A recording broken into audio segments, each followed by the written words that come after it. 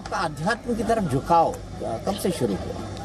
बचपन काल से हमारे दादा गुरुजी, ये जो मंदिर है भगवान महादेव का, इसके बगल में झोपड़ी बनाकर रहते थे, एकदम सामने एक जंगल जैसा, एक बाग जैसा था, वहाँ दादा गुरुजी रहते थे, झोपड़ी बनाकर रहते थे। बचपन में यहीं सामने हमारे पिताजी के नाम से थोड़ी सी खेती थी, लगभग 1 एकड़।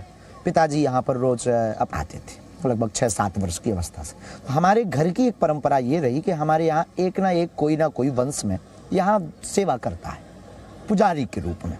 तो दादाजी थे, दादाजी सेवा करते थे। तो हम बचपन काल में उस वक्त दादाजी के पास साधना, तपस्या हमसे ज़्यादा, उन पर बागेश्वर बालाजी की कृपा। और गुरु तो गुरु होता है, लघु तो लघु होता है। तो हम रोज आते थे। दादा गुरुजी की जो एक्टिविटीज़, उनकी जो क्रियाकलाप और उनका जो हनुमान जी के प्रति समर्पण, उनकी जो सौम्यता, लंबी दाढ़ी और वो विनोद में हंसना, ठहाका लगाना और चाय पीना और उनका जो बैठना।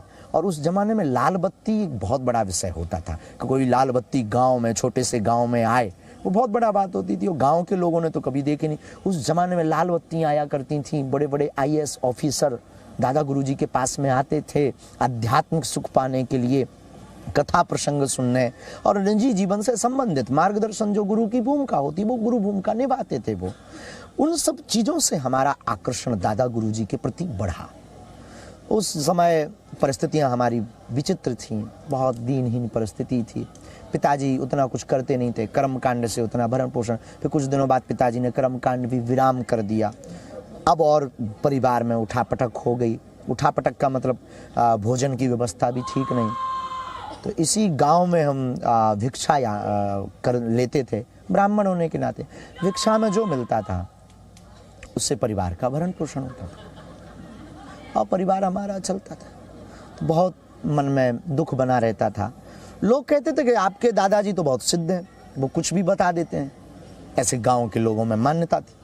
और वो पुजारी भी, तो बात भी सत्य थी, उसमें कोई किंतु परंतु भी नहीं था। एक दिन हम भी 9-10 साल, थोड़ा सा होश, तो घर की वो परिस्थिति, वो छोटा सा कमरा, वो भी कच्चा कमरा, वो भी वो माँ की एक साड़ी पहने देखना, हमसे छोटी एक बहन, हमसे छोटा एक भाई, और उनकी पढ़ाई के लिए त्यौहार आ जाए तो हम उनको भोजन भी नहीं करवा पाते थे और वो ठीक से कपड़े भी नहीं पहनते थे। और बच्चे बहुत खुशियाँ मनाते थे त्योहारों पर। उनको देख कर के एक मन ही मन, एक जो बड़े होने के नाते, हम घर में बड़े थे, पीड़ा हुई। और ये भी ईश्वर की एक कृपा थी। तो एक दिन हम दादा गुरुजी के पास आए और हमने प्रार्थना की कि आप तो दुनिया का सब कुछ बता देते हो और हमें तो कुछ नहीं, आप हमें बताओ। उन्होंने बहुत मुस्कुराए, बिटवा कहते थे, बिटवा, धीरेन्द्र, धीरू। और उन्होंने चाय पिलाई, जूठी चाय वो हमको पिलाते। एक बहुत आश्चर्य की बात थी कि हम 10 भाई हैं ताऊ चाचा के मिलाकर, और लगभग एवरीडे हाजिरी, मतलब आना सबका, क्योंकि बाकी चाचा लोगों का खेत भी यही था और दादा गुरु के प्रति सबका सम्मानीय भाव था। तो दादाजी के पास में हमारे चाचा लोग भी आते थे, सभी भाई हम आते। लेकिन जूठी चाय पिलाना हम 10 भाइयों में वो हमको ही बुला कर देते थे। एक आश्चर्य था, कौतुक था। गुरु की दृष्टि तो बहुत अपार होती, तो वो शायद कुछ देख पा रहे थे। वो चाय हम पीते थे, फिर उस पात्र को धुल करके वहीं रख देते थे। नीचे एक नल लगा है, अभी भी लगा है, उसको हमने मिटाया नहीं, क्योंकि दादा गुरुजी के ना उसमें हाथ से उन्होंने चलाया है, तो वो याद है। एक फीलिंग्स होती ना, वो जुड़ाव है उससे, आत्मीयता है। तो दादा गुरुजी हमको चाय पिला दो। उन्होंने हंस करके कहा ठीक है, रात को आना। हम कहा ठीक है। उन्होंने हाँ। आपकी आंखें नम हो गई क्यों? तो यादें हैं, बहुत पुरानी यादें हैं। और जहाँ बैठे हैं अब, यहाँ तो मतलब वो सब व्यू सामने ही है, सन्मुख है। और ये तो कोई इसको कहीं बाहर बैठ कर के ये बात करते तो शायद अलग, पर यहाँ तो एकदम स्पष्ट ही है सब। बस रात को गए, उन्होंने फिर सूत्र दिया, बाहें पकड़ी हमारी, बालाजी से उन्होंने जीवन भर के लिए हमें जोड़ा। बोले इससे बड़ी संपत्ति कुछ भी नहीं। ठीक। और एक लीला दिखाई। लीला मतलब एक बहुत तेज सा प्रकाश सा हुआ, जो आज तक टीवी पे बताने का विषय नहीं, साधक का अनुभव का विषय होता है। हम चले आए, लेकिन हम आपकी तरह ही थे, जो आप लोगों को कई बार होता है। हमें भी लगा कि बस उन्होंने चमत्कार दिखा दिया, बताया नहीं कि हमारी गरीबी कैसे हटेगी। संपत्ति नहीं बताई कि गड़ा हुआ धन बता दें, हीरा बता दें, हमारे पन्ना में हीरा बहुत पाए जाते हैं, ठीक है, पर उस वक्त होश नहीं था कि गुरु ने क्या संपत्ति दे दी जो कभी खर्च नहीं होनी। उस परमात्मा की भक्ति नहीं।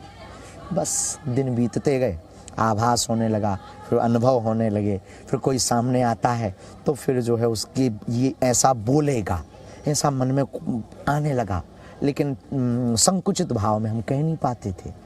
लेकिन वो आके बताता था कि हमारा नाम ये, तो हमें लगता था यार ये तो हमें पता था, हमने क्यों नहीं पहले कह दिया। हमने गुरुजी को भी बताया, वो बहुत हंसे, उन्होंने कुछ उपाय बताए, हनुमान चालीसा पढ़ो, विधान बतलाए, उनको किया, फिर साधना की, तपस्या की, हवन किया, उनकी सेवा खूब की। फिर 2010 में उनका काशीवास हो गया। 2 साल के लिए फिर और बड़ा धक्का लगा, क्योंकि अब हमारा जुड़ाव घर से कम, उनसे ज़्यादा, आंखों की नमी अब रुक नहीं रही है महाराज जी। बहुत ज़्यादा प्रेम था हमारा, फिर वो जुड़ाव हमारा उनसे बहुत ज़्यादा हो गया, बहुत ज़्यादा। फिर बस काशी में उनको इच्छा मृत्यु। अच्छा, काशी में उन्होंने पहले ही कह दिया था कि हम काशी में शरीर छोड़ेंगे, और जब अंतिम समय शरीर का छोड़ने का आया, गुरु तो आज भी हमारे साथ हैं वो, लेकिन शरीर छोड़ने का समय आया तो 2-4 दिन यहाँ इंतज़ार किया।